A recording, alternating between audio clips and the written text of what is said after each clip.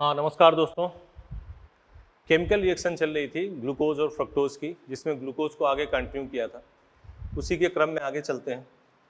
Glucose की dilute HNO3 के साथ रिएक्शन करी तो क्या बन गया? Saccharic acid.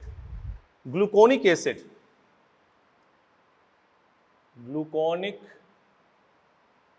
ग्लूकोनिक एसिड की डाइल्यूट HNO3 के साथ रिएक्शन। ठीक है, ग्लूकोनिक एसिड की डाइल्यूट HNO3 के साथ रिएक्शन।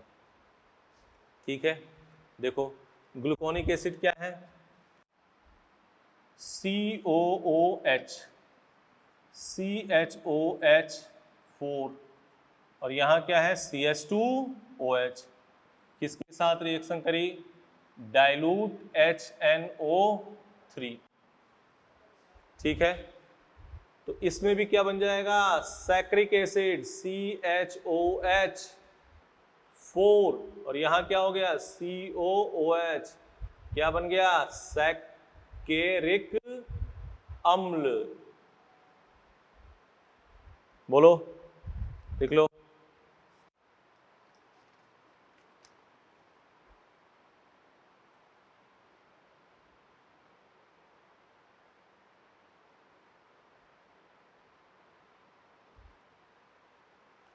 ठीक है, अगला पॉइंट, ग्लूकोज की NaHG के साथ अपचयन। PHI वाला देखा ही, अपचयन। ग्लूकोज है CHOH4, और यहां क्या है? CH2OH। यहां NaHgH2O, इसके साथ अपचयन करोगे, क्या बनेगा? CH2OH CHOH4, और यहां क्या हो गया? CH2OH। क्या बन गया? सॉर्बिटॉल।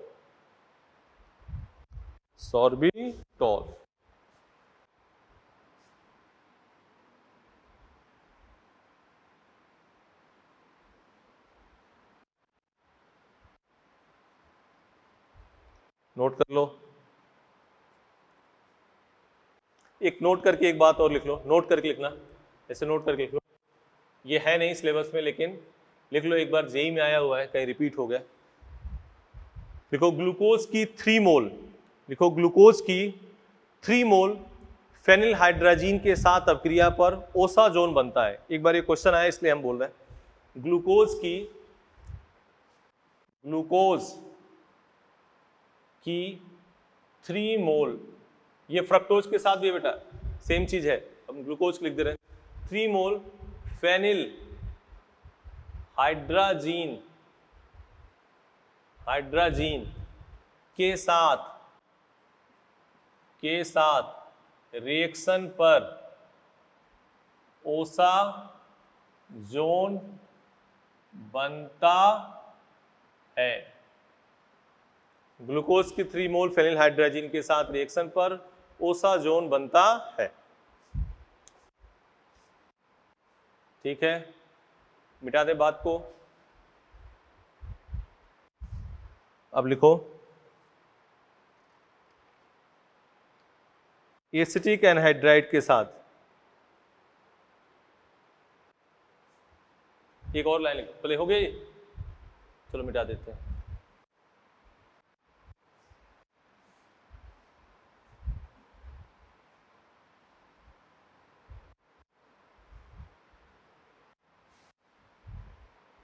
अगले लिखो एनहाइड्राइड के साथ रिएक्शन।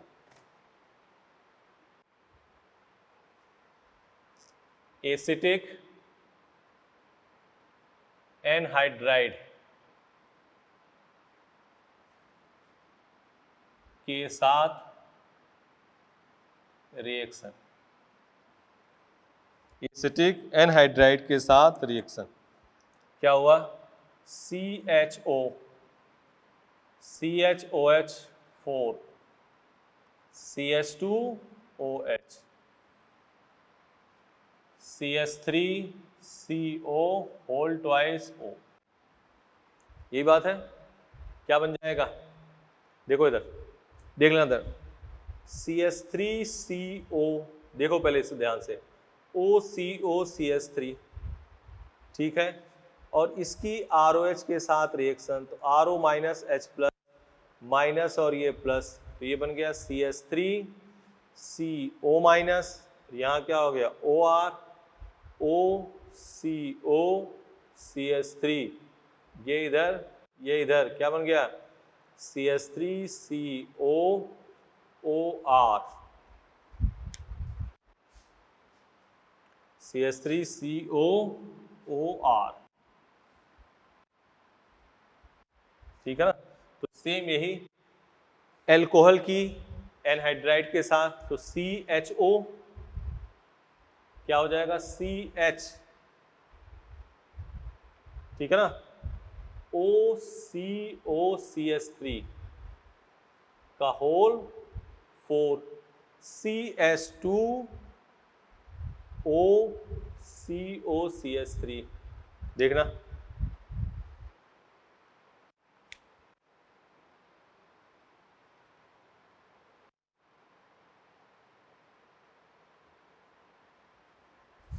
क्या है, ग्लूकोज पेंटाएसिटेट। ग्लूकोज बहुत शानदार रिएक्शन है, इससे बहुत चीजें आपको पता चलेंगी। Glucose pentaacetate, glucose pentaacetate, glucose पेंटाएसिटेट।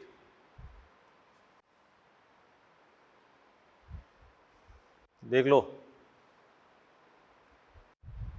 एक लाइन लिखो एनसीईआरटी की, तुम्हें दिखा रहे हैं, देख लो एनसीईआरटी की लाइन बोल रहे हैं बेटा, ध्यान से लिख लेना। लिखो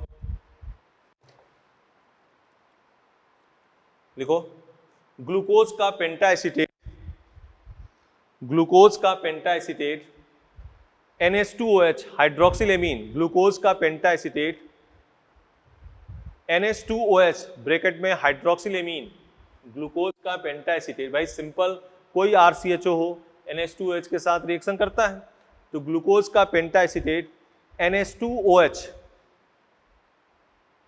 ठीक है ना, ग्लूकोज का पेंटाएसिटेट NH2OH ब्रैकेट में हाइड्रोक्सिलेमीन के साथ रिएक्शन नहीं करता है, के साथ रिएक्शन नहीं करता है, जो कि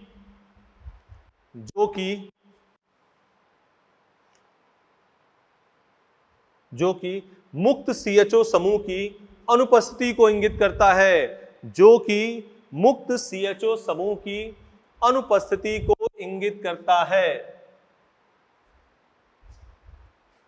जो कि मुक्त CHO समूह की अनुपस्थिति को इंगित करता है। एक बात हम यहां और बता दें आपको जिक्र, ये तो ग्लूकोज की एनहाइड्राइड के साथ रिएक्शन किया, ग्लूकोज पेंटाएसिटेट बना। ये ग्लूकोज पेंटाएसिटेट NH2 एल्डिहाइड ग्रुप होने के बावजूद भी NH2OH के साथ रिएक्शन नहीं करता है, जो कि मुक्त CHO समूह की अनुपस्थिति को इंगित करता है। एक बात एनसीईआरटी हो गई। एक बात और, इसमें जेईई मेन और पीएमटी बहुत शानदार तरीके से इसमें क्वेश्चन पूछता है। इसके साथ हम थोड़ी सी एमीन की भी बात यहाँ पे करेंगे। जो ये एनहाइड्राइड तुम्हें दिख रहा है ना, एनहाइड्राइड याद करो, तुमने एल्कोहल से भी की थी और एमीन से, CH3 RNH2 RNH minus H plus, ये माइनस और ये प्लस, ये इधर ये बाहर, CH3CONH और ये क्या हो गया R। बोलो यही बात तो है, CH3CONHR, यही है। तो इसमें एक बहुत शानदार क्वेश्चन पूछता है कि यहाँ पे कि कोई क्वेश्चन है कि एक यौगिक है जो एनहाइड्राइड के साथ रिएक्शन करता है, फलाना उत्पाद बनता है, मॉलिक्यूलर कंबाइंड मॉलिक्यूलर फॉर्मूला रहता है, फलाना उत्पाद बनता है, तो इसमें OH समूह की संख्या या कई बार NH2 समूह की संख्या पूछता है, ठीक है ना। ऐसे क्वेश्चन कहेगा कि एक यौगिक है, इसका कंबाइंड फॉर्मूला लिख दिया, वो एनहाइड्राइड के साथ रिएक्शन करके उत्पाद बनाता है। तो दिए गए यौगिक में OH समूह की संख्या या NH2, यहां तो हम OH की बात करेंगे लेकिन क्वेश्चन में NH2 समूह भी पूछ सकता है, ठीक है ना। तो देखो पहले तो इसकी बात हम पहले आइडिया ले लें। CH3COO जुड़ा, तो कार्बन 12 24 32 4 2 6 3 9 3 2 5 नहीं, कार्बन 12 12 24, ठीक है। ऑक्सीजन 32, तो 4 2 6 3 2 5 56,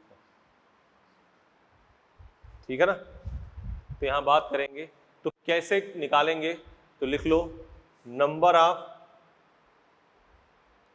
OH, नंबर ऑफ OH और NH2 ग्रुप बराबर मॉलिक्यूलर वेट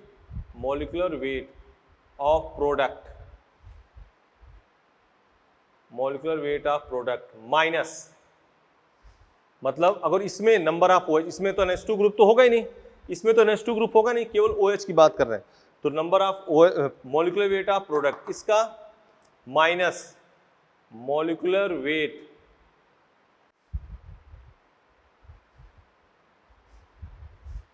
उत्पाद का मॉलिक्यूलर वेट, मतलब इसकी बात, माइनस रिएक्टेंट का मॉलिक्यूलर वेट अपॉन 42। देख लो ये फॉर्मूला लगाओगे तो आपका आ जाएगा। जेईई मेन में भी पीएमटी में भी कई बार number of OH group NH2 group की बात करी गई है। तो इसमें चेक करना है तो इसका मॉलिक्यूलर वेट निकाल लेना, इसका मॉलिक्यूलर वेट निकाल लेना, घटा देना, देखो आ जाएगा,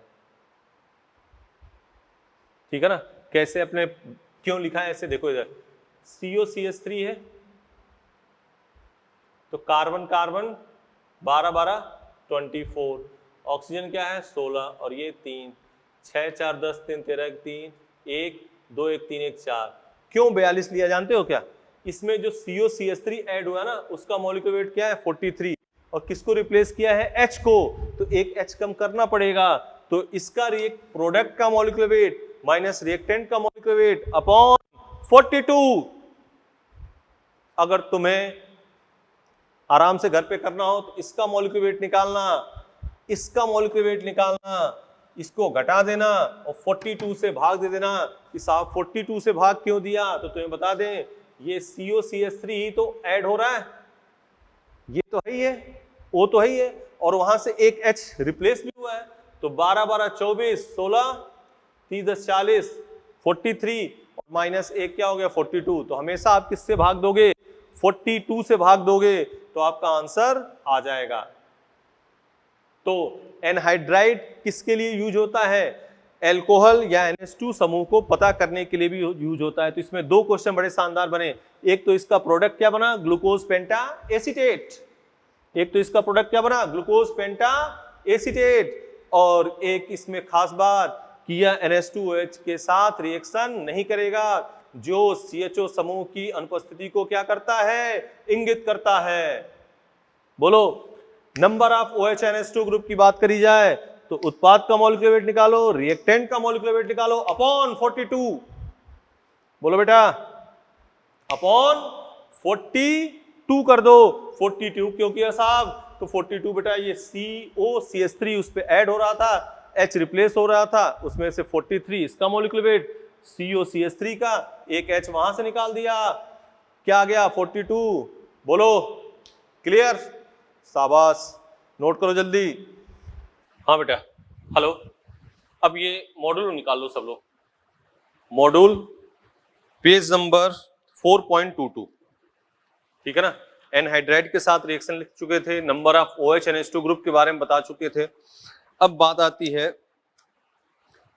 ग्लूकोज के साइक्लिक स्ट्रक्चर के, ठीक है, ग्लूकोज की क्या साइक्लिक स्ट्रक्चर देखना इधर, C double bond OH, module page number 4.22, H है, COH, H, COH, OH, H, COH, H, COH, H, और यहां क्या है, CH2OH। ठीक है, बोलो, तो ये क्या बन गया, COH, और यहां क्या है, H, CHOH, COH, H, CHOH, CHO, ये बना CH2OH, ये क्या बना, बीटा डी प्लस ग्लूकोज। यहां हेडिंग डाल देते हैं cyclic structure, cyclic CYC, cyclic structure of glucose, glucose की साइक्लिक संरचना इधर बना लेते हैं, CHOH, CHOH, COH, H, CHOH, CH, ये हो गया, यहां हो गया CH2OH, अल्फा डी प्लस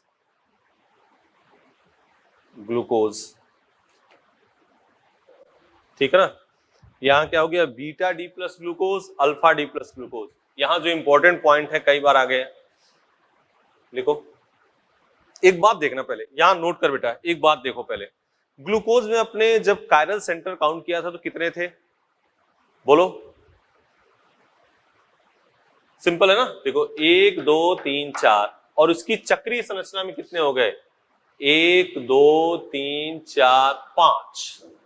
तो लिखो, ग्लूकोज की साइक्लिक स्ट्रक्चर में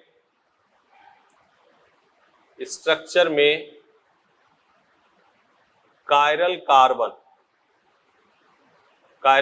बराबर 5।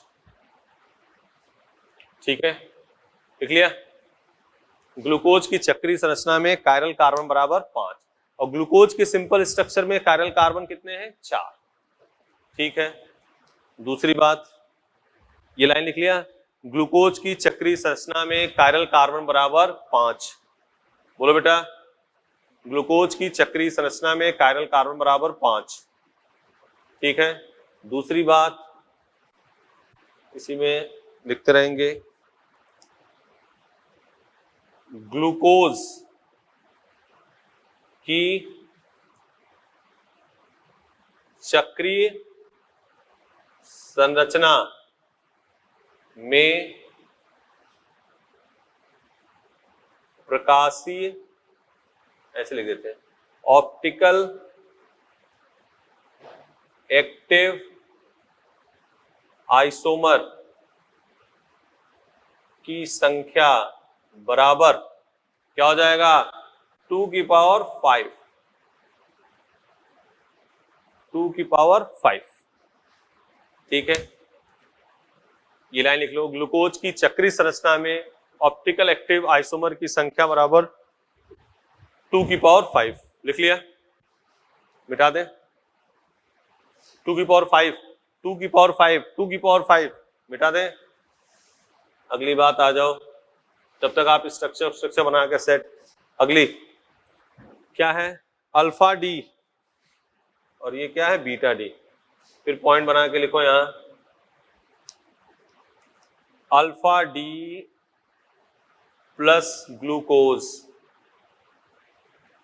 और beta D plus glucose, alpha D plus glucose और बीटा डी प्लस ग्लूकोज को क्या कहते हैं, को एनोमर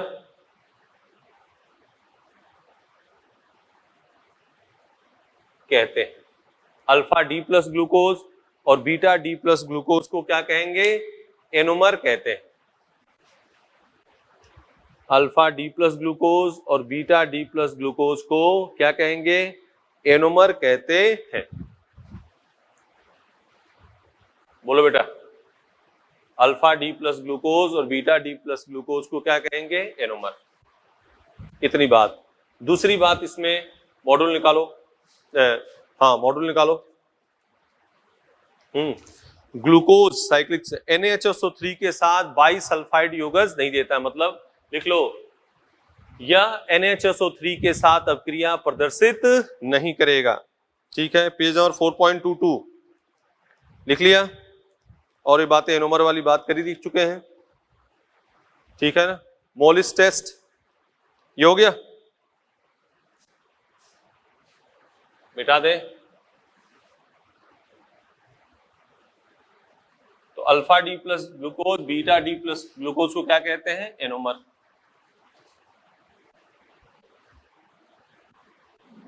बायोमोलिक्यूल में जो जो बात करें उसी को पढ़ लेना, काम उसी में हो जाएगा। ठीक है,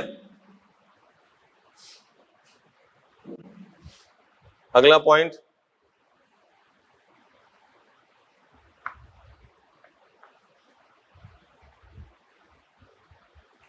अगले पॉइंट देखो।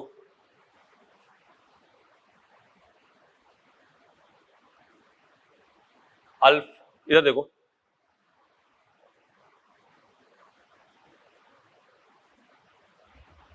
इधर देखना, सिंपल ऐसे दिया हो चेन, ठीक है,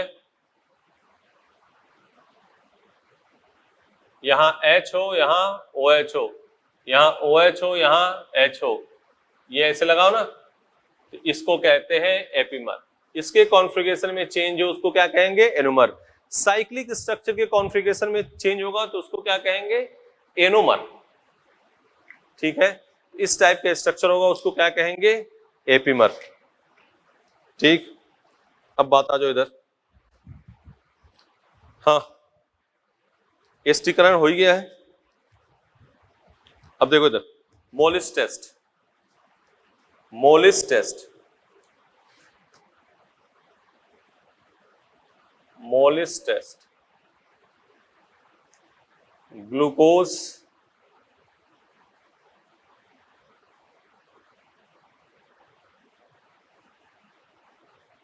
जेली विलियन लिया,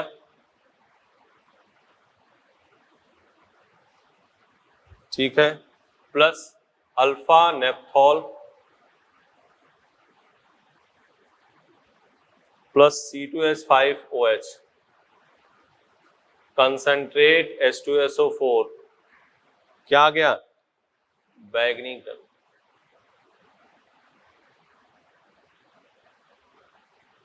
तो मोलिस टेस्ट किसके लिए? ग्लूकोज के लिए है। कर लोगे? ग्लूकोज के उपयोग में पेज नंबर 4.22 बच्चों तथा असमर्थों के भोजन के रूप में या खिलाड़ियों को ऊर्जा के स्रोत के रूप में दिया गया जाता है। रजत दर्पण बढ़ाने में कहा गया था, ग्लूकोज फ्रक्टोज दोनों टॉलरेंस टेस्ट देंगे, वही बात है। विटामिन सी के निर्माण में, किण्वन द्वारा अल्कोहल के उत्पादन में, मिठाइयाँ, जैम्स, जेली, बिस्कुट आदि के निर्माण में, औषधियों में कैल्शियम ग्लूकोसेट का उपयोग कैल्शियम की कमी को दूर करने में भी किया जाता है। ठीक है, इसी प्रकार, हाँ याद करो, बेटा दे इसको,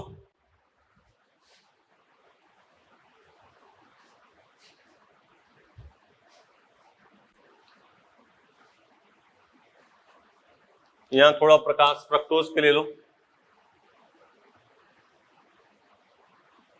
ये है fructose CH2OH CO CHOH CHOH CHOH CH2OH, यही तो है 3 3 6।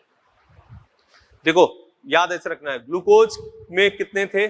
सिंपल ग्लूकोज में कायरल कार्बन 4 थे, चक्रीय संरचना में कायरल कार्बन कितने थे? 5, ठीक है ना। और ऑप्टिकल आइसोमर की संख्या तो लिखो इसी प्रकार, इसी प्रकार फ्रक्टोज की चक्रीय संरचना चक्रीय संरचना में कायरल कार्बन बराबर 4।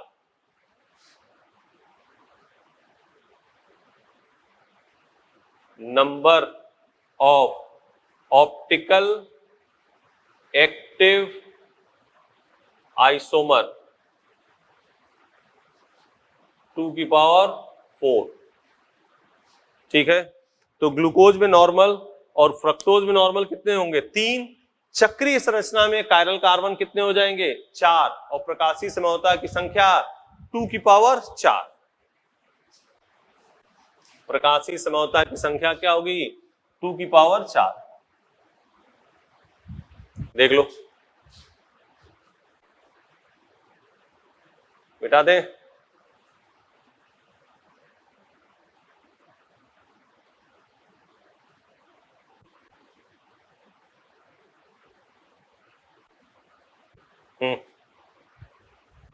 फिर आ जाओ बात, फ्रक्टोज हो गया, अब हेडिंग डालो डाइसैकराइड। और फ्रक्टोज कुछ महत्वपूर्ण लक्षण है वो पढ़ लेना। हाँ, टॉलेंट टेस्ट देगा, फिलिंग टेस्ट देगा, ये सब बातें लिखा चुके हैं पहले। डाइसैकराइड, हेडिंग डालो डाइसैकराइड।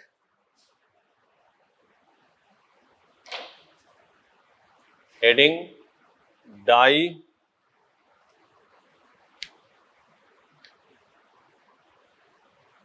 सैकराइड, ठीक है ना? Disaccharide hydrolysis C12H22O11 H2O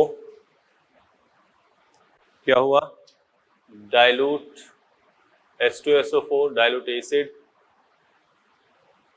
C6H12O6 यह है सुक्रोज। ये इस बार क्वेश्चन भी आया था, सुक्रोज की हाइड्रोलिसिस से क्या बना? नीट में क्वेश्चन भी आया था, ग्लूकोज और फ्रक्टोज। एक तो ये बात हो गई। दूसरा, यहां डी ग्लूकोज और यहां डी फ्रक्टोज, ठीक है ना? इसकी वैल्यू 52.5 डिग्री, इसकी 92.4 डिग्री, और ये क्या है? 66.5 डिग्री। ध्यान से सुनो, पहले तो ग्लूकोज सुक्रोज की हाइड्रोलिसिस से क्या बना? ग्लूकोज और फ्रक्टोज। एक बात हुई, ध्यान से बातों को सुनो। सुक्रोज क्या है? डेक्स्ट्रो प्लस है, डेक्स्ट्रो। लेकिन जब इसकी हाइड्रोलिसिस हुई तो ये प्लस 52.5, ये निगेटिव, दोनों का रिजल्टेंट दिया गया, तो ये क्या हो गया? Negative charge. सुक्रोज क्या था? डेक्स्ट्रो, लेकिन हाइड्रोलिसिस के बाद फाइनल क्या हो गया? लीवो। इसी को क्या कहते हैं? Invert sugar. इन्वर्ट शुगर, अपवित्र शर्करा। लाइन एनसीईआरटी पढ़नी है, सुक्रोज की हाइड्रोलिसिस पूछ सकता है। ये हो गया काम, ठीक है?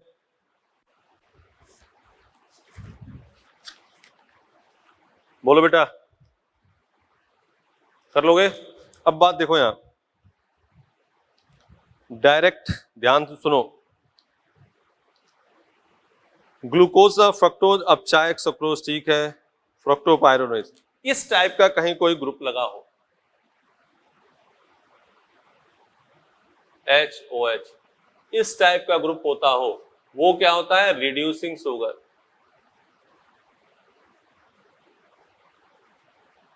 ये क्या होगा? Reducing sugar. तो सुक्रोज क्या है? Non reducing sugar. लिखो, सुक्रोज नॉन रिड्यूसिंग शुगर है। सुक्रोज डाइसैकराइड में यहां पहला लेते हैं सुक्रोज, इसे लिख लो, सुक्रोज लिया ना? तो सुक्रोज की हाइड्रोलिसिस, पहला तो हाइड्रोलिसिस ध्यान रखो, फिर ये सुक्रोज डेक्स्ट्रो, इसमें डेक्स्ट्रो और लियो रिजल्टेंट जोड़ा तो क्या आ गया? नेगेटिव चार्ज, इसलिए इसको क्या करते हैं? इन्वर्ट शर्करा। सुक्रोज क्या है? Non reducing. Reducing non reducing sugar, ये ठीक है? नोट करो जल्दी।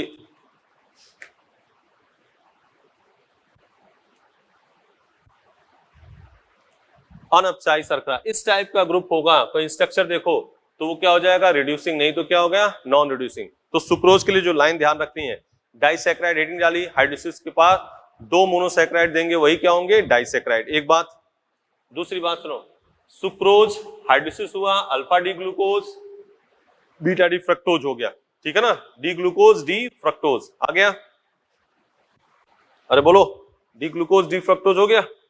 दूसरी बात, अब इसकी वैल्यू देखी गई तो ये क्या है, डेक्स्ट्रो, यहां प्लस, यहां क्या माइनस, रिजल्टेंट लिया गया तो प्लस से किस में जा रहा है, निगेटिव में, इसलिए इसको क्या हो गया, ये इन्वर्ट शुगर अपवृत शर्करा।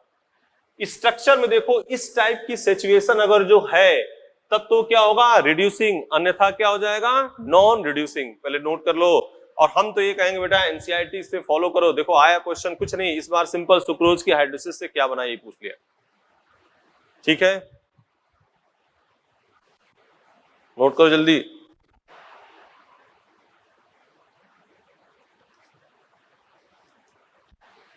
ठीक है, अगला हेडिंग डालते हैं, माल्टोज। अगला क्या है, माल्टोज।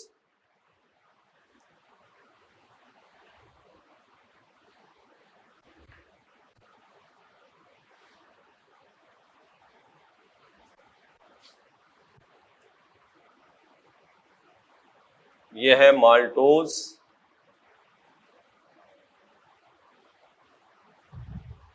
इसका नाम है alpha D glucose, alpha D glucose.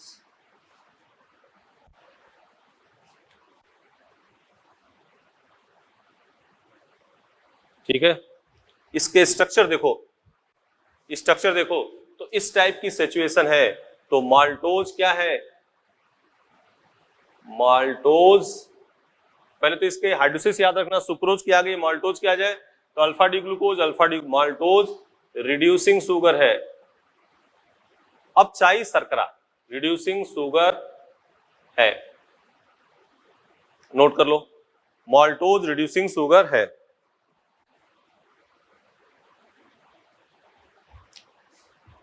लिख लिया, ध्यान से लिख लो, इतनी बात कर लेना, और एनसीईआरटी से चीजें लाइनें पढ़ लेना, बस कुछ नहीं, थ्योरी इसमें नॉर्मल है। माल्टोज क्या है, रिड्यूसिंग शुगर है, हो गया। अगली बात, अगली बात क्या, लैक्टोज।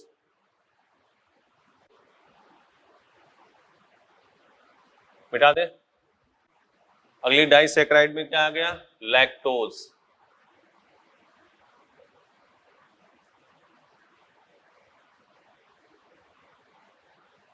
हो गया, lactose, beta D glucose, beta D galactose, इसकी हाइड्रोलिसिस से क्या बनेगा, beta D glucose, beta D galactose, ये बॉटनी में भी आया एक बार क्वेश्चन है। और लैक्टोज, इसमें भी इस टाइप की सिचुएशन है, तो ये भी क्या हो जाएगा, लैक्टोज क्या होता है, रिड्यूसिंग शुगर है, अपचाई शर्करा है। तो कोई मान लो तुम्हें स्ट्रक्चर दिया जाए ना, तो देखना इस टाइप का कहीं ग्रुप तो नहीं है, ओ एच ओ एच, तो वो क्या हो जाएगा, रिड्यूसिंग शुगर, अन्यथा रिड्यूसिंग शुगर नहीं होगा। बोलो, मिटा दे।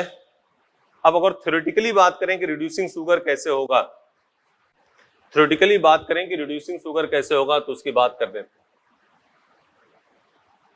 तो आपसे क्वेश्चन इसमें, हाँ रुक जाओ, सुक्रोज की हाइड्रोलिसिस से क्या बना, बोलना जरा, सुक्रोज की हाइड्रोलिसिस से क्या बना, alpha D glucose, beta D fructose, ठीक है ना। माल्टोज की हाइड्रोलिसिस से अल्फा डी ग्लूकोज दोनों, और लैक्टोज की हाइड्रोलिसिस से ग्लूकोज और गैलेक्टोज। सुक्रोज क्या है, नॉन रिड्यूसिंग, और सुक्रोज में इन्वर्ट शुगर हाइड्रोलिसिस किया था, तो प्लस और माइनस दोनों रिजल्टेंट क्या आ गया, प्लस से माइनस 4, तो क्या हो गया, इन्वर्ट शुगर, ये ध्यान रखना। और दूसरी बात ये ध्यान रखना, सुक्रोज क्या है, नॉन रिड्यूसिंग, लैक्टोज माल्टोज क्या है, रिड्यूसिंग। तो अपचाई शर्करा, रिड्यूसिंग शुगर, हाँ, रिड्यूसिंग शुगर बेटा क्या हो जाएगा, देखना ध्यान से, रिड्यूसिंग शुगर, फेनिल हाइड्राजीन के साथ reducing sugar phenyl hydrazine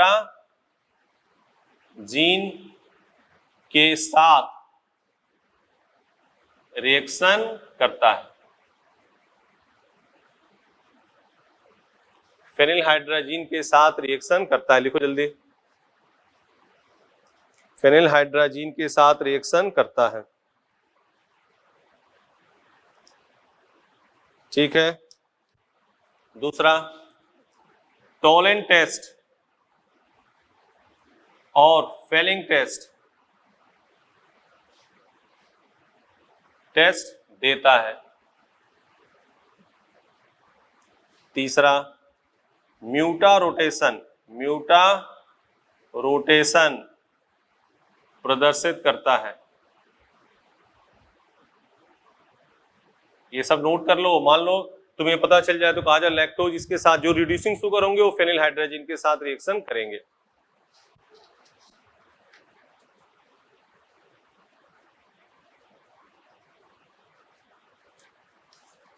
note करो जल्दी।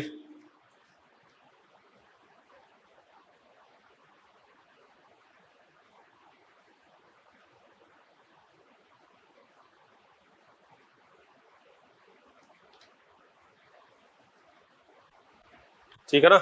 चौथा, NH2OH के साथ रिएक्शन करता है। और वो बात ध्यान से डब्बे में ब्लॉक कर लो, इस स्ट्रक्चर में अगर जो इस टाइप की सिचुएशन है, यहां H है OH है, इस टाइप की सिचुएशन है, तो ये क्या हो गया, रिड्यूसिंग शुगर। जल्दी लिख लो।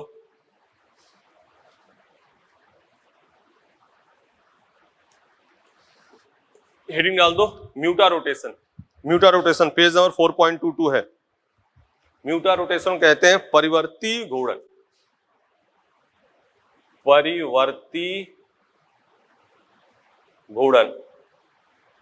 इसको बेटा याद ही करना है। और बायो के बच्चों के बायोमोलिक्यूल तो स्ट्रांग होती है, इसमें से कभी कोई क्वेश्चन गलत नहीं हुआ, तो इसको जैसे जो बता रहे हैं वो और एनसीईआरटी की लाइन पढ़ लेना बस। परिवर्ती घूर्णन लिखो, ग्लूकोज के ताजा बने हुए, लिखो ग्लूकोज के ताजा बने हुए जलीय विलयन का विशिष्ट घूर्णन, जलीय विलयन का विशिष्ट घूर्णन समय के साथ परिवर्तित होता है तथा अंत में एक स्थिर मान ग्रहण कर लेता है। इस घटना को म्यूटा रोटेशन परिवर्ती घूर्णन कहते हैं। दोबारा सुन लो, ग्लूकोज के ताजा बने जलीय विलयन का विशिष्ट घूर्णन समय के साथ परिवर्तित होता है तथा अंत में एक स्थिर मान ग्रहण कर लेता है। इस घटना को म्यूटा रोटेशन परिवर्तित घूर्णन कहते हैं। रिड्यूसिंग शुगर फेनिल हाइड्राजीन के साथ रिएक्शन करेगा, टोलेंट टेस्ट देता है, म्यूटा रोटेशन परिवर्ती घूर्णन प्रदर्शित करता है, NH2OH के साथ ऑक्सीजन बनाता है और इस टाइप से रिएक्शन होगा। अगर हम लिख दें यही नॉन रिड्यूसिंग शुगर, क्या लिख दें, नॉन रिड्यूसिंग शुगर, तो फेनिल हाइड्राजीन के साथ रिएक्शन नहीं करता है, टोलेंट टेस्ट परीक्षण नहीं देता है, म्यूटा रोटेशन प्रदर्शित नहीं करता है, NH2OH के साथ रिएक्शन नहीं करता है। नोट कर लो, NH2OH के साथ रिएक्शन नहीं करता है। तो सुन लो इधर, डाइसैकेराइड की मोटा मोटी बात सुन लो, सुक्रोज, माल्टोज, लैक्टोज, यही है डाइसैकेराइड। डाइसैकेराइड क्या होगा, हाइड्रोलिसिस पे 2 मोनोसैकेराइड। इसको आप बायो में पढ़ोगे बेटा, यहाँ तो अपने केमिस्ट्री में 1-2 दिन का टाइम है, तो उसमें जितना है एनसीईआरटी के हिसाब से उतनी बातें करनी है बस आपको। फिर सुक्रोज क्या है, नॉन रिड्यूसिंग, माल्टोज लैक्टोज क्या है, रिड्यूसिंग। थ्योरी वाली बात, लाइन, दुग्ध शर्करा वगैरह लैक्टोज, ये सब पढ़ लेना तुम। पढ़ क्या लोगे, बोल ही दिया हमने। फिर दूसरी बात, रिड्यूसिंग शुगर क्या होगा, जो फेनिल हाइड्राजीन परिवर्तित घूर्णन टोलेंट टेस्ट NH2OH के साथ रिएक्शन करेंगे, नॉन रिड्यूसिंग जो नहीं करेंगे। म्यूटा रोटेशन परिवर्तित घूर्णन की डिफिनेशन लिखाई दी। इस टाइप के चीजें होंगी तो वो क्या होगा, रिड्यूसिंग शुगर। बोलो बेटा। फिर हमने क्या कहा, सुक्रोज की हाइड्रोलिसिस भी याद रखनी है, माल्टोज लैक्टोज। सुक्रोज इस बार आया था, माल्टोज लैक्टोज में से कोई आ जाएगा, या कौन रिड्यूसिंग नॉन रिड्यूसिंग, ज्यादा लफड़ा इसमें नहीं आएगा बेटा। प्लीज प्लीज जो कह रहे हैं बस उतना ही करना है, ज्यादा उल्टा सीधा इसमें कार्यक्रम करना भी नहीं आपको, ठीक है। तो ये बात हो गया। कर लोगे ना ये? तो इतनी बात आपको करनी है। अब बात करेंगे पॉलीसैकेराइड की, ठीक है ना, इसको नेक्स्ट क्लास में डील करेंगे। ठीक है बेटा, इतनी बात जितनी बात कही गई उतना कर लेना आप, ठीक है। नेक्स्ट क्लास में आगे कंटिन्यू करेंगे। Thank you, best of learning.